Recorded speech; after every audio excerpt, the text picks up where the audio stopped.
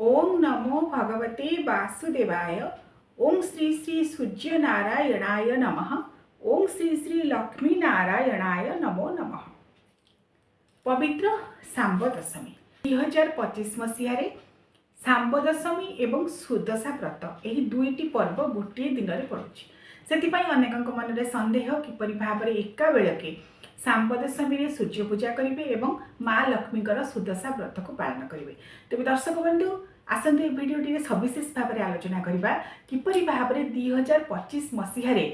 आमे जो जनवरी 9 तारीख पौष मास शुक्ल पक्ष दशमी तिथि जेहेतु यही तिथि रे गुरुवार तिथि संयुक्त होउछि तेणु सुदशा व्रत को पालन करवा। सांब दशमी जेहेतु पड़ुछि सूर्य पूजा करवा केउ नियम रे केउ विधि रे आमे याको पालन करवा आसंते से संपर्क में सविशेष भाव जानिबा।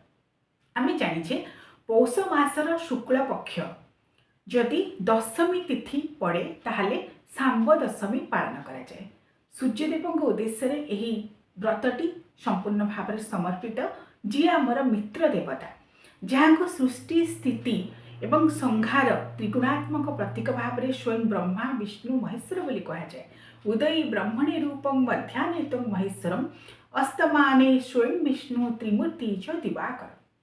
आकाशरे सूर्यदेवंकर तीनोटी भिन्न भिन्न स्थिति को लक्ष्य करी तीन धूपरे सांब दशमी बा जहाँ आम संबर दशमी बोली कही था से दिन तीनोटी धूपरे सूर्य नारायण पूजा कराए। सूर्यदेव को स्वयं नारायण स्वरूप बोली कहुए से रवि नारायण बोली कहुए सूर्य नारायण बोली कहुए एवं स्वयं ब्रह्मा विष्णु महेश्वर स्वरूप बोली अभिहित कराए। तेरे पौष मास शुक्ल पक्ष दशमी तिथि होउछि सांब दशमी बा जहाँ को आम लोक भाषा गाउली भाषा संबर दशमी बोली कही था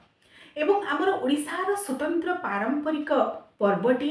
कारण विविध प्रकार पिष्टक पिठा द्वारा विविध प्रकार नैवेद्य समर्पण करी सूर्यदेव को तीन धूपरे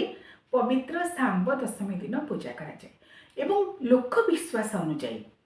कहुए जे सांब दशमी पर जेहेतु आउ पिठापणार पर्व एते पड़े नहीं श्रावण अमावास्या बा चित्तौ अमावास्या पर्यंत कारण श्रावण अमावास्या ठारू आपण देखिए पौष शुक्ल दशमी बा सांब दशमी पर्यंत ही प्रायतः अनेक पिठापणार पर्व पड़ी थाए। से आमर सुंदर लोककथाटे रही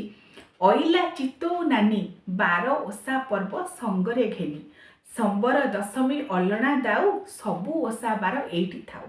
अर्थात सांब दशमी एते प्रकार पिठा पड़ा पिष्टक विभिन्न प्रकार अन्न व्यंजन ठारू आरंभ करी विविध प्रकार जो व्यंजन परसा जाए सूर्यदेव उद्देश्य तीन धूपरे ता सहित स्वतंत्र भाव घड़घड़ा तीयण बा घांट तरकारी जहाँ शिंब पड़ी स्वतंत्र भाव सूर्यदेव उद्देश्य मध्याह्न शंखुड़ी धूपरे समर्पण कराए। तेणु सांब दशमी पर एत आ पिठापणार पर्व जेहेतु पड़े ना तेणु विश्वास कराए सांब दशमी दिन ठारू ही साधारणतः पिठापणार एते पर्व पड़े नहीं जेहेतु यही दिन विविध प्रकार पिठा मिठा नैवेद्य सूर्य नारायण को उद्देश्य समर्पण कराए। तेबे आसंतु जानिबा चलित वर्ष जो 2025 मसीहा आसुची केउ दिन सांब दशमी पड़ुछि। जनवरी 9 तारीख दिन पड़ुछि गुरुवार दिन जेहेतु पौष शुक्ल दशमी तिथि शुक्ल पक्ष दशमी तिथि सहित जदि गुरुवार संयुक्त हुए ताहले माँ महालक्ष्मी सुदशा व्रत को पालन कराए। तेणु आम 2025 मसीह जनवरी 9 तारीख दिन सुदशा व्रत को भी पालन करवा एवं सांब दशमी को भी पालन करवा। किपरि भाव में पालन करवा आसंतु से संपर्क जानिबा। सांब दशमी सविशेष पूजा विधि सूर्य पूजार मंत्र संपर्क में पूर्व अनेक वीडियो अपलोड करिछि आपण माने मो चैनल रे सर्च कर पारिबे। तेबे साधारण गोटे विशेष विधि होउछि आमे जेतेबेले सूर्य नारायण को पूजा करूचे पौष मासर प्रत्येक रविवार मानक सूर्य नारायण को पूजा करुचे ता सहित रवि नारायण व्रत अनेक लोक पालन करती पौष रविवार मानक जिपरि भाव में आम रवि नारायण व्रत पालन करने बेले पौष रविवार मानक तीन धूपरे सूर्यदेव उद्देश्य आम नैवेद्य समर्पण कर सकाळ धूप मध्याह्न धूप संध्या धूप बा जहाँ को आम सकाळ धूप को बाल धूप बाल भोग बोली कही था से किसी खई उखुड़ा कोरा फलमूल एसबू आप समर्पण करेंगे, पणा समर्पण करेंगे। मध्याह्न धूप शंखुड़ी भोग, विविध प्रकार कानिका एवं घड़घड़ा तीयण घांट तरकारी जहाँ संबर दशमी विशेष विधि स्वतंत्र भाव में घांट तरकारी प्रस्तुत कराए। ता सहित नानाथी प्रकार पिठा, सांब दशमी को विशेष भाव में पिठार पर्व बोली कहुए, कारण आरिसा काकरा चकुली चितौ मंडा विविध प्रकार छणा पिठा गजा एवं बिरी लडू विविध प्रकार लडू खजा गजा एवं मुआ पिठा जहाँ आमर ओडिशार सुस्वादु स्वतंत्र भाव में पारंपरिक पिठा मान रही यही दिन प्रस्तुत कराए, सूर्यनारायण उद्देश्य समर्पण कराए एवं घरर मंगल पाई संतान संततिकर मंगल पाई साधारणतः ओडिया गृहिणी माने स्वतंत्र भाव में निष्ठापर भाव में यह सब पिठा मिठा नैवेद्य मान प्रस्तुत करी सूर्यदेव उद्देश्य 3 धूपरे समर्पण करते। संध्या धूपरे सूर्य अस्त होगा पूर्वर सूर्यदेव उद्देश्य संध्या धूप प्रदान कराए। संध्या धूपरे जो पिठा सब रखिथे आप अलग मध्याह्न धूपर जहाँ भोग देते आउ अलग पिठा कि रखिथे, से पिठा कि सहित खई उखुड़ा कोरा पणा भोग दे पारे। 3 धूपरे आप 3 पणा दे पारे, 3 प्रकार पणा दे पारे। एवं मध्याह्न धूपरे गोटे स्वतंत्र कथा होची, साधारणतः सूर्यनारायण को आम दर्शन करिथाउ गोटे पितल लोटा नेबे बा तंबा लोटा नेबे, तंबा लोटारे बा पितल लोटारे किछि हलदी पकेबे, किछि जल गंगा जल रे हलदी पकेबे, किछि सोरिष फूल पकेबे, हलदिया रंगर पुष्प सोरिष फूल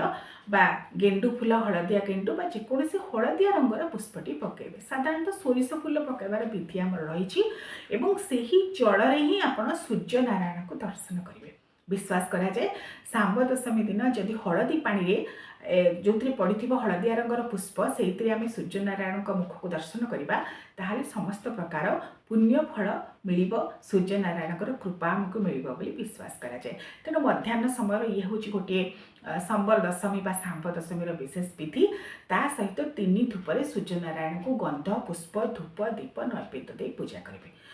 अनेक व्यक्ति ब्राह्मण को डकाई सांब दशमी पूजा करती, जो मैंने ब्राह्मण को डाकी स्वतंत्र भाव में सांब दशमी पूजा करते से कौन करते ना छात उपरे बा घरर बारंडारे जो सूर्य किरण प्रत्यक्ष भाव में पड़ुथिबो सेठारे भल भाव में परिष्कार करी सफा सुतरा करी से झोटी पका जाए, नुआ अरुआ चाउल झोटी पका जाए बा मुरुज पका जाए, पंचबन्नी सप्तबन्नी बा नवबन्नी मुरुज पकेबे एवं मुरुज मंडल मध्य सूर्य मंडल चित्र कटा जाए एवं से जो मुरुज मंडल कटा जाए ता उपरे पूर्णकुंभ कलश बसे बा घट बसे, ताको नवग्रह घट बोली कहती। साधारणतः आमर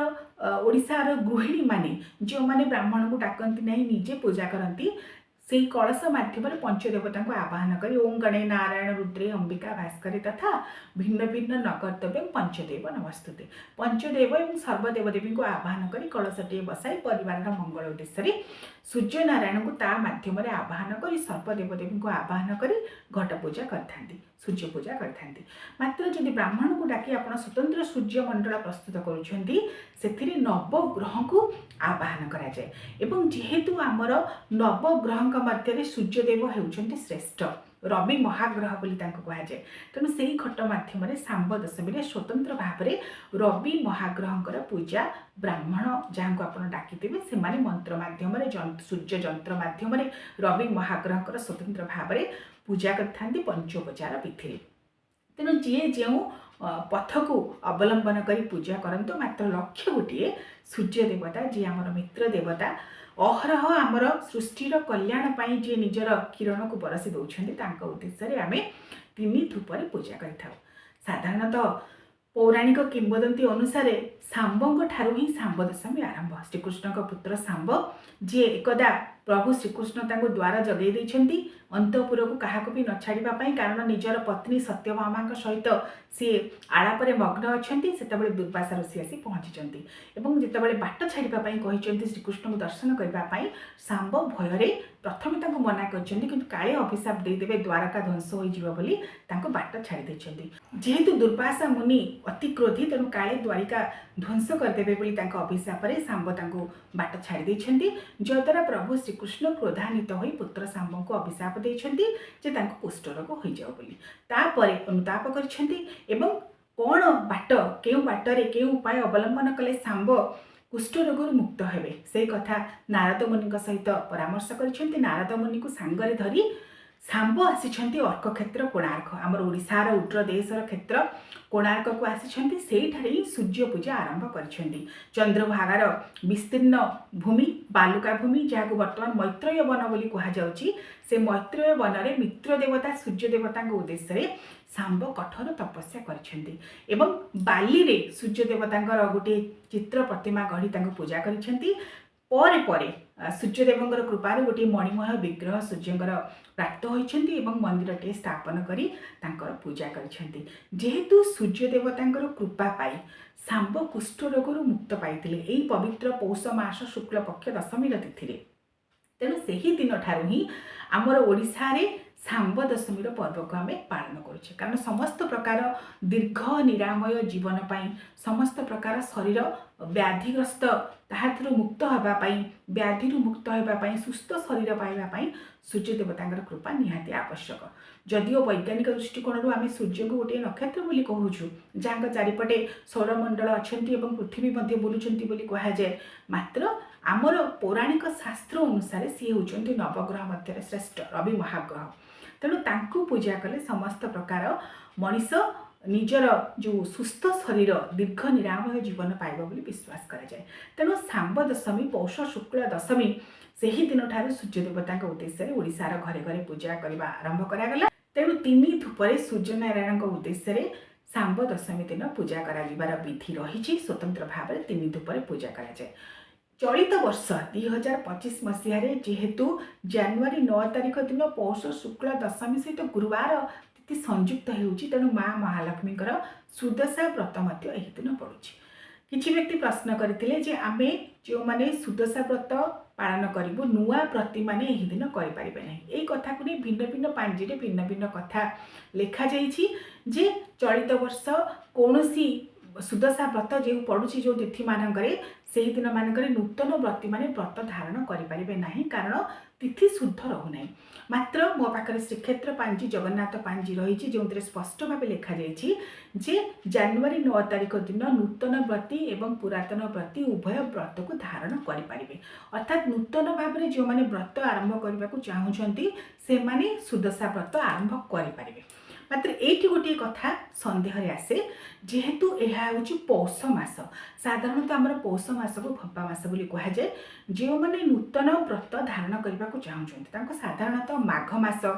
बैशाख मास बा ज्येष्ठ मास श्रेष्ठ मास बोली कहुए कारण यही मास मानक जदि नूतन सुदशा व्रत को धारण कराए ताहा शुभप्रद फल देता है विश्वास कराए तेणु पांजी अनुसार भिन्न भिन्न कथा लिखा जाइए जे नूतन सुदशा व्रत जो मैंने आरंभ करने को चाहूँगी से मैंने करें ना मात्र आपण उद्देश्य मुझे श्रीक्षेत्र पांजी जगन्नाथ पांजी जहाँ महाप्रभुंर श्री मंदिर में प्रचलित हो पांजी अनुसार विधि विधान से लिखा जाइए नूतन एवं पुरातन व्रती माने व्रत धारण करें